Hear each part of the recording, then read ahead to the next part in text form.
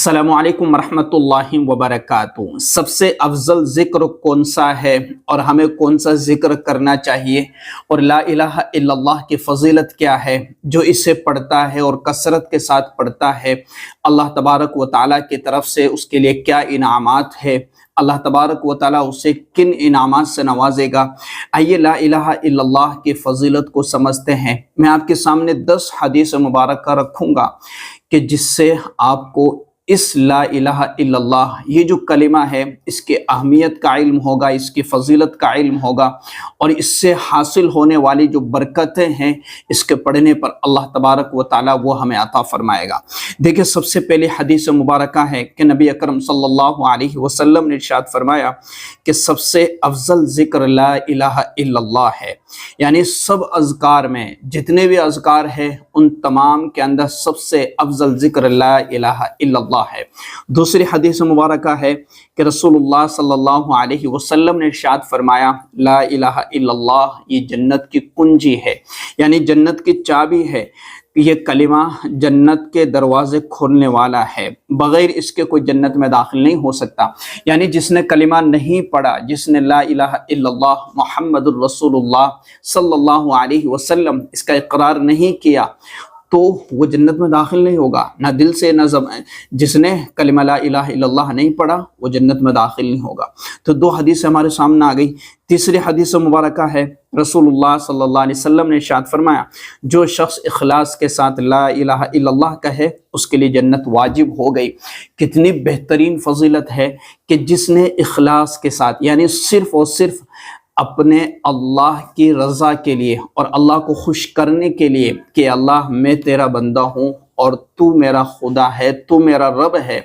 اور میں تجھے اپنا رب تسلیم کر چکا ہوں، یہ جو اخلاص کے ساتھ پڑھے گا، کسی کو دکھلانے کے لیے نہیں، کسی کو اندر واہ کے لیے نہیں، یا اپنے آپ کو مسلمانوں کی فہرست میں شامل کرنے کے لیے نہیں، بلکہ صرف اللہ کے رضا کے لیے، اللہ کو خوش کرنے کے لیے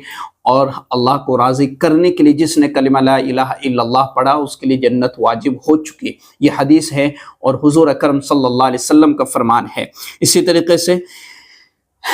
رسول اللہ صلی اللہ علیہ وسلم نے فرمایا کہ جس کا آخری کلمہ لا الہ الا اللہ ہو وہ جنت میں داخل ہوگا، یعنی موت کے وقت یہ کلمہ زبان پر آ جائے تو جنت لازمی ہے۔ یعنی جس کی زبان پر یہ کلمہ آ جائے آخری وقت میں، اور جس کا آخری وقت بہترین ہو، جس کا آخری وقت اللہ کی یاد میں ہو، جس کے آخری وقت میں اس کی زبان پر کلمہ لا الہ الا اللہ ہو تو اس کے لیے جنت لازم ہے، اس کے لیے جنت واجب ہو چکی۔ اللہ تبارک و تعالیٰ اس کو جنت میں داخل عطا فرما دے گا۔ اسی طریقے سے حدیث مبارکہ ہے کہ قیامت کے دن سب سے وزنی عمل، نبی اکرم صلی اللہ علیہ وسلم کا فرمان ہے کہ قیامت کے دن میزان میں سب سے بھاری چیز لا الہ الا اللہ ہوگا، یعنی یہ کلمہ اعمال نامے کے وزن کو بنائے گا اور نجات کا سبب ہوگا۔ یعنی جو ہمارے اعمال نامے ہوں گے ان تمام کے اندر سب سے زیادہ وزنی یہ کلمہ ہوگا لا الہ الا اللہ۔ یہ کلمہ اتنا زبردست ہے کہ جو اس کا ورد کرتا ہے، اس کی تسبیح پڑھتا ہے، اس کا کثرت سے ذکر کرتا ہے، دل کی گندگیاں نکل جاتی ہے، دل پاک ہو جاتا ہے، صاف ہو جاتا ہے، اور زبان اور اسی طریقے سے دل اور دماغ یہ سارے نورانیت سے بھر دیے جاتے ہیں۔ اللہ تبارک و تعالیٰ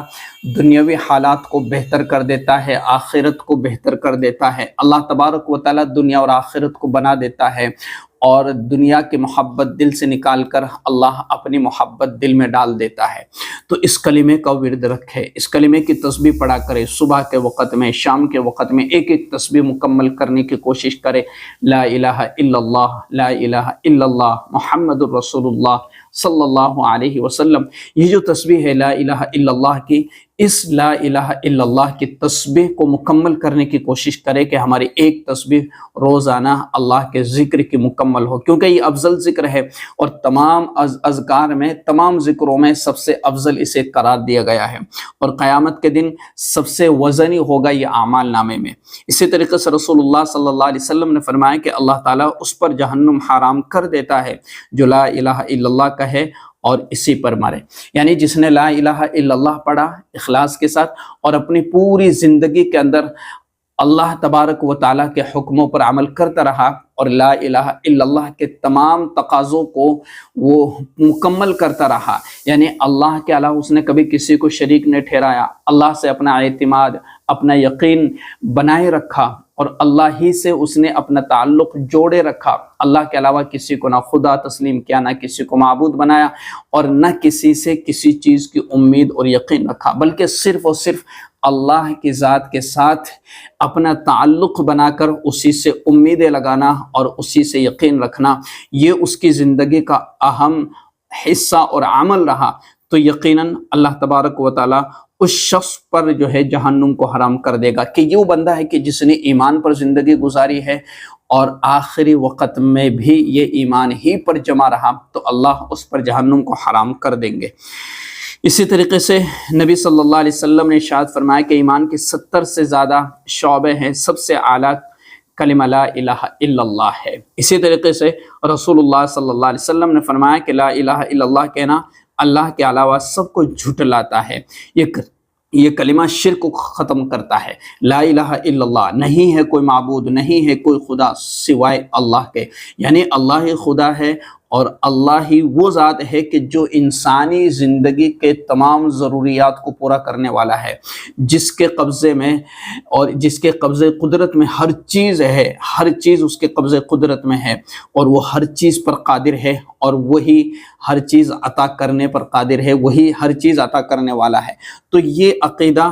ہمارے اندر مکمل طور پر مضبوط ہونا چاہیے۔ اسی طریقے سے دل کو تازگی دینے والا ہے یہ کلمہ، کہ دلوں کو لا الہ الا اللہ کے ذریعے سے اور ایمان کو لا الہ الا اللہ کے ذریعے سے تازہ رکھو، یعنی جو لا الہ الا اللہ کثرت سے پڑھتا ہے تو اس کا ایمان تازہ ہو جاتا ہے۔ اسی طریقے سے جب بندہ لا الہ الا اللہ کہتا ہے تو اللہ تبارک و تعالیٰ فرشتوں کو حکم دیتا ہے کہ میرے بندے کے لیے مغفرت کی دعا کرو، یہ طبرانی کی روایت ہے۔ تو یہ کچھ احادیث مبارکہ میں نے آپ کے سامنے رکھی ہے جس سے ہمیں لا الہ الا اللہ کے پڑھنے کی فضیلت معلوم ہوتی ہے، اہمیت معلوم ہوتی ہے، اس کی اہمیت کا اندازہ ہوتا ہے کہ اللہ تبارک و تعالیٰ نے اور رسول اللہ صلی اللہ علیہ وسلم نے جو ہے اس تسبیح اور اس کلمہ لا الہ الا اللہ کے پڑھنے والوں کے لیے کیا کیا فضیلت بیان فرمائی ہے۔ تو اس کلمے کا ذکر کریں، اس کا ورد رکھیں، یہ اللہ کا ذکر ہے اور اعمال میں سب سے زیادہ وزنی یہی ذکر ہوگا، تو اس کا اہتمام کریں۔ اس ویڈیو کو لازمی طور پر شیئر کیجیے گا۔ السلام علیکم ورحمۃ اللہ وبرکاتہ۔